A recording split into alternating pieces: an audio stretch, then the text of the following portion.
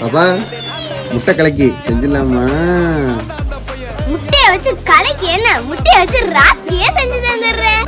முட்டை ராக்கி செஞ்சிடலாமா?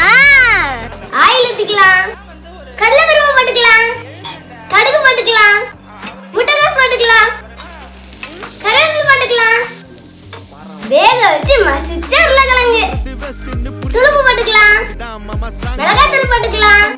இப்போ முட்டை அடிச்சு ஊத்திக்கலாம். இது நல்லா ட்ரை ஆகட்டும்.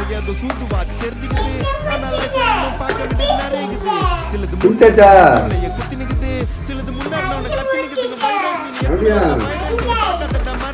மஞ்சள் போட்டலாம், மல்லித்தலை தூவிக்கலாம், சாப்பிட்டு பார்த்துடலாம்.